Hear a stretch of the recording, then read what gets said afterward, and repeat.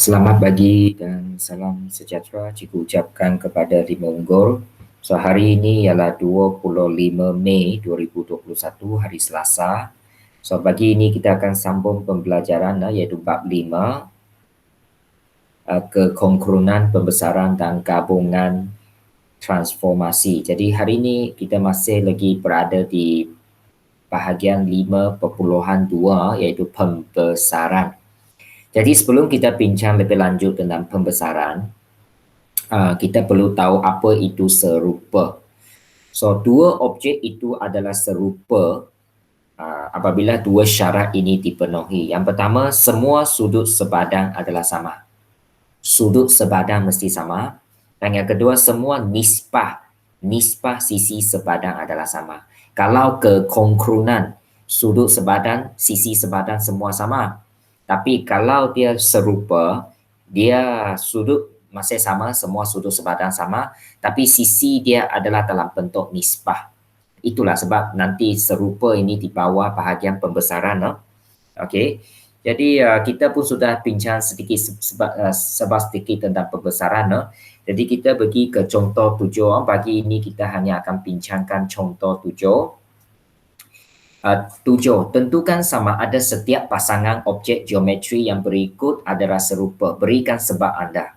Jadi kalau kita tengok di sini, dua segi tiga ini bahagian A. Dua segi tiga ini, segi tiga sebelah kiri kita ada satu sudut 54 di sini Bagaimana cari sudut 54? Ya, kita boleh guna, kita tahu bahawa sudut pendalaman bagi sebuah segitiga ialah 180. Okey, jadi kita guna 180 tolak dengan 47, tolak dengan 79. So, sudut dia 54. Jadi untuk segitiga sebelah kanan ini 79 ada, 54 yang baru kita cari, maksudnya satu lagi mestilah 47. Jadi kalau kita tengok ketiga-tiga sudut adalah sama. Ketiga-tiga sudut sepadan adalah sama. Jadi dua segitiga ini adalah serupa jawapan dia. Sebab kerana semua sudut sepadan adalah sama. Okey. Lepas itu untuk bahagian B, ini dua segi empat lah. Sudut semua 90 darjah. So semua sudut sepadan sama, itu tak ada masalah. Okey, jadi untuk contoh ini kita kena tengok dia punya sisi sepadan. Adakah nisbah dia sama? So kita ambil AB dengan RS. Mesti yang menegak dengan menegak lah, mesti sepadan lah. Sepadan. Okey. So AB ataupun ini boleh guna PQ jugalah, sebab dia di sebelah kiri ini pun 10. So kita boleh tukar kepada AB bahagi PQ 6/10. So 3/5. Okey, ini untuk yang menegak. Untuk yang mengufut, AD dengan PX. So AD bahagi PX 6/12, 1/2. Jadi kalau you tengok dua ini, nisbah dia tak sama. Jadi dia bukan serupa. Kerana nisbah sisi sepadan tidak sama. Dia mesti sama baru boleh serupa. So dia tak serupa. Bahagian A serupa, bahagian B tidak serupa. Okey, kita tengok C. Okey, C. C di sini kita cuba tengok, ini pun kita isikan kita cuba isikan, ini satu tanda ini 12 cm. Okey, bahagian C 12 cm. Lepas itu yang lain, okey. So ini pun apa lagi? 4 cm. Okey. Jadi kita tengok sudut, adakah semua sudut 90 darjah? Ada 90. Satu lagi 90 ada. 130 ada. 100 ada. Automatik satu lagi mesti sama sudut lah. Jadi sudut semua, sudut sepadan, semua sudut sepadan adalah sama. Semua sudut sepadan adalah sama. Tetapi masalah dia, kita untuk sudut sepadan sahaja adalah tidak mencukupi tidak mencukupi. Kita perlu juga tengok dia punya nisbah sisi sepadan. Jadi kita cuba cari Nisbah sisi sebadan. Tengok sisi AB. Sisi AB ini sebadan dengan kalau kita tengok AB ini dia sebadan dengan TP. Nampak tak? TP ya kan? TP. Okey, TP. Okey, AB tu 6, TP 3. So nisbah dia 2. Okey. Lepas itu kita cuba cari lagi 1 2 pasangan mana? Okey, AE. Ini AE ya. AE dia adalah sebadan dengan sisi PQ. PQ. Okey, so 13.2 cm untuk AE, PQ 3.6. Jadi kita cuba bahagi ya. 13.2 bahagi 3.6. Okey, jawapan dia 3.67. Adakah you dapati nisbah di sini tak sama kan? Ini nisbah tak sama. Nisbah tidak sama. Jadi bukan serupa. Kerana nisbah sisi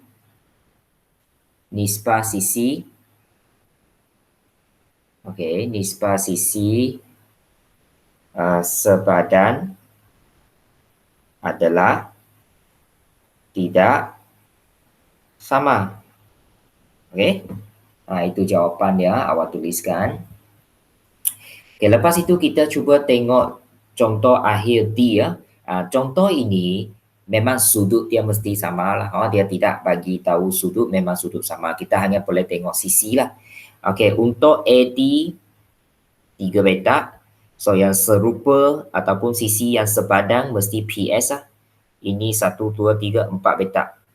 Jadi nisbah dia AD per PS 3/4. Kita kira petak lah. Itu pun dikira sisi ya, panjang sisi kan. Okey, lepas tu kita tengok yang TC. Sisi TC sepadan dengan SR.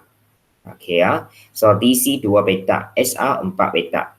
So 2/4. 2/4 ialah 1/2. Okey, sekali lagi kita dapati 2 ini adalah tidak sama.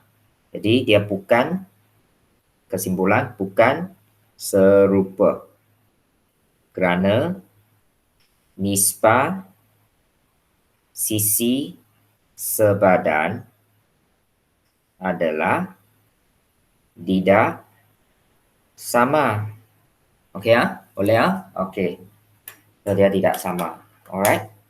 Okey, so pagi ini anda hanya perlu ambil gambar untuk contoh 7. Contoh 7 ada A, B, C, D kan. So 2 gambar lah. A, B 1 gambar, C, D 1 gambar. So 1 murid 2 gambar untuk hantar kepada saya. Tetapi sebelum kita tamatkan sesi pagi ini, mungkin cikgu bincang dululah, awak baca dulu nanti waktu memang ada masa lapang kan. Sebab kita sepatutnya 1 jam Okey, jadi kita tengok pembesaran. Apa itu pembesaran? Pembesaran ialah satu transformasi. Kita sudah tahu kita ada 4 jenis transformasi iaitu T, P, P, P. T ialah translasi, P ialah pantulan, P ialah putaran, P ialah pembesaran. So ini yang keempat. Jenis yang keempat pembesaran. So dia salah satu transformasi dengan semua titik objek bergerak dari pusat pembesaran. Dengan nisbah malah, itu tadi nisbah. Tidak ada bincang nisbah kan. Lepas itu dan nisbah malah ini dikenali sebagai faktor skala K. Faktor skala K. Jadi apabila kita bincang pasal pembesaran, kita ada 2 perkara. 1 pusat. 2 faktor skala. Ini 2 mesti ada. Pembesaran ini mesti kena tahu mana pusat pembesaran, mana faktor skala dia. Ini contoh lah. Ini ialah objek pergi ke image. So pusat di belakang dia di sini. P ialah pusat pembesaran dan faktor skala ini hilang Ini ialah PA. Ini hilang PA Okey. Jadi awak tengok yang BM punya. Okey. K ialah faktor skala, ini faktor catatkan faktor skala. So rumus faktor skala ialah panjang sisi sepadan untuk image bahagi panjang sisi objek. Jadi pendek kata faktor skala ini, faktor skala K ni ialah image bahagi objek. Ini lebih senang sikit. Image bahagi objek. Ingat image bahagi objek. Terbalik tak boleh. Terbalik tak boleh. Okey, kemudian daripada situ kita juga boleh mendapatkan luas untuk suatu pembesaran. So di bawah pembesaran kita ada satu lagi rumus iaitu luas image sama dengan K kuasa 2 darab luas objek. Ataupun dengan kata lain K kuasa 2 sama dengan luas image bahagi luas objek. Ataupun you boleh tulis image I bahagi objek O. Okey ini kena naik atas. Ya, ini dia. Awak catatkan. So kalau cari faktor skala, gunakan panjang sisi image bahagi panjang sisi objek. Salah satu sisi yang sepadan yang boleh kita tahu. Lepas itu untuk kalau cari luas, dia adalah K kuasa 2. K ialah faktor skala. Kuasa 2 sama dengan luas image bahagi luas objek. Ada orang tulis Li bahagi Lo lah. Luas image bahagi luas objek. So ini awak cuba fahamkan pembesaran.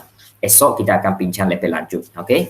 Kemudian ini nota ini awak boleh baca daripada buku teks. Ini mana bahagian BM. Ini bahagian BM. Okey. Dengan pendek kata lah, saya tidak mau cerita banyak. Kalau objek itu kecil, objek itu kecil jadi lepas pembesaran jadi besar lah. Kecil jadi besar, K dia adalah lebih daripada 1. Jadi contohnya kalau nanti you jumpa K itu ialah 2, K itu ialah 3, K itu ialah 4. Ini maksudnya image telah dibesarkan 2 kali ganda, 3 kali ganda, 4 kali ganda daripada objek. Dengan kata kalau K itu lebih besar daripada 1, maksudnya 2, 3, 4, maksudnya objek itu kecil menjadi image itu besar. Dengan kata lain, kecil menjadi besar. Sebaliknya, kalau K itu kurang daripada 1, maksudnya dia adalah 1/2, 1/3, 1/4. Kalau dia punya faktor skala K itu, K ialah faktor skala. Kalau faktor skala itu ialah pecahan. Pecahan macam ini. Maksudnya dia telah dikecilkan. Objek itu besar, tapi image itu kecil. Besar jadi kecil. Tadi ialah kecil jadi besar, sekarang ialah kecil. Tadi ialah kecil jadi besar, sekarang ialah besar jadi kecil. Besar jadi kecil, faktor skala pecahan. Pecahan. So awak cuba baca, fahamkan nota ini ya. Esok kita akan bincang lagi lebih lanjut. Okey. So di sini ada tips, di sini ada sedikit tips. Pusat pembesaran dapat ditentukan daripada titik persilangan antara semua garis lurus yang menyambungkan setiap pasangan titik sepadan. Jadi nanti kita akan cuba bagaimana nak cari pusat ini. Kita boleh sambungkan titik persilangan. Okey, kita boleh tentukan pusat daripada titik persilangan antara semua garis lurus yang menyambungkan setiap pasangan titik sepadan. Nanti kita akan tengok contoh 8 lah.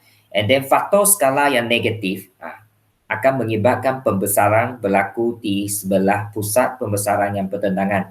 Jadi ambil perhatian tentang faktor skala negatif. Kalau faktor skala negatif, maksudnya objek dengan image itu adalah pada arah yang bertentangan. Itu nanti pun kita akan tengok lah. So saya rasa itu sahaja untuk pagi ini ya. Jadi jangan lupa hantar contoh 7 ABCD ya. Setiap murid 2 gambar. Untuk hari Rabu esok kita akan ada Google Meet, jangan lupa. So itu sahaja untuk pagi ini. Sekian, terima kasih. Okay, bye-bye.